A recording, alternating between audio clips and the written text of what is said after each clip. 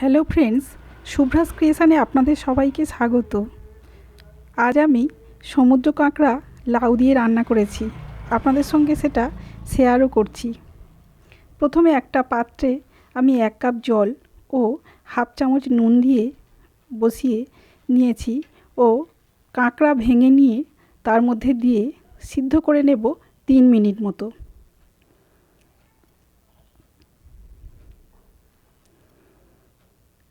তিন মিনিট পর আমি গ্যাসের ফ্লেম থেকে নামিয়ে নিয়ে ভালোভাবে ছাড়িয়ে এইভাবে পরিষ্কার করে নেব। পরিষ্কার করে নেওয়ার পর ভালোভাবে আমি ধুয়ে নিয়েছি।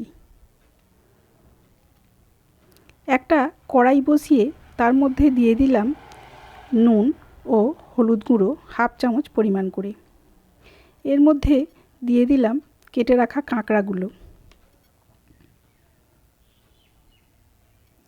কাঁকড়া ভাজা হয়ে গেছে, আমি তুলেও নিয়েছি।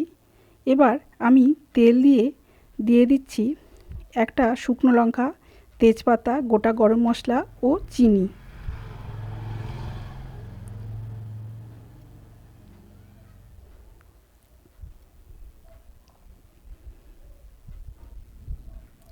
আলুগুলো টুকরো টুকরো করে কেটে রেখেছিলাম, এগুলো আমি ওর সাথে লাল করে ভেজে নিলাম।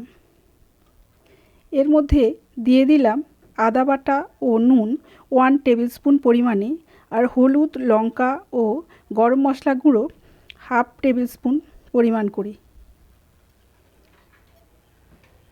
কেটে রাখা লাউগুলো আমি এরপর ওর সঙ্গে দিলাম, দিয়ে 2-4 বার নাড়াচাড়া করে আমাকে জল দিয়ে দিতে হবে। 2 কাপ মতো জল দিয়েছি। এরপর এর থেকে তো লাউ থেকে জল বেরোবে, লাউ থেকে জল বেরিয়েছে আর লাউটা এবার সিদ্ধও হয়ে গেছে। আমি এর মধ্যে এবার দিয়ে দিলাম ভেজে রাখা কাঁকড়াগুলো। এরপর ঢাকা দিয়ে আরও 3-4 মিনিট মতো রান্না করে নেব।